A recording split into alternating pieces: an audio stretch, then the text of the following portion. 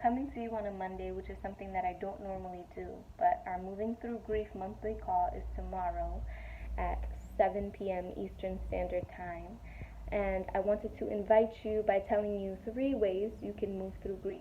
And if you're feeling called, you can hop on the call tomorrow and move through grief with me and the others together, which can feel really vulnerable, and you can also feel very held in your grieving as opposed to alone. So, way number 1, sing.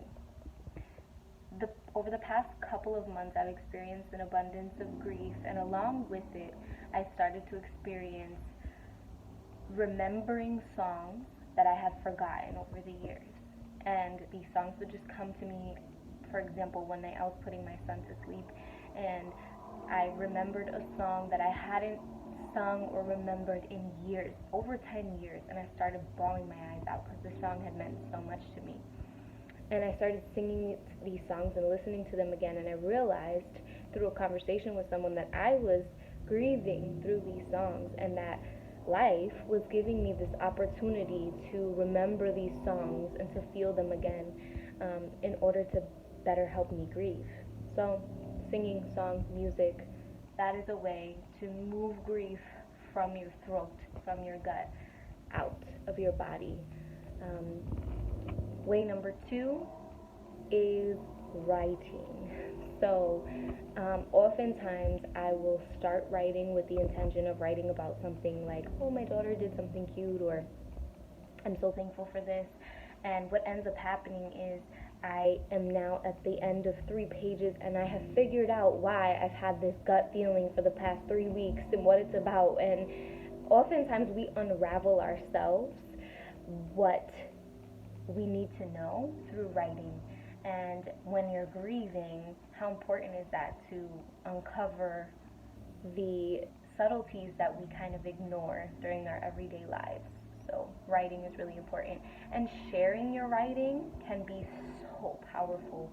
I know it's difficult for a lot of people to open up and share their vulnerable shares.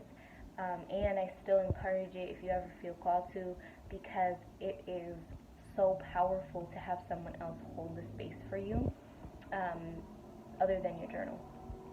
Number 3 is one of my favorites, though I don't do it in public often. I need to work on that, but it's dancing, and that goes along with music. But really, not just dancing, moving your body. When we have emotions as heavy as grief can be stuck kind of in our bodies, it can literally lead to physical ailments, so headaches, chest pains, not being able to breathe, etc. So making sure that we're moving our bodies in whatever way feels good. So for me, that's been dancing. Again, I've been on this music kick, so that's definitely been dancing for me. But for you, that might be yoga, that might be exercising, walking, running, just moving. I mean, I've done that before, where you just move in whatever way your body feels good, and it doesn't have to make sense.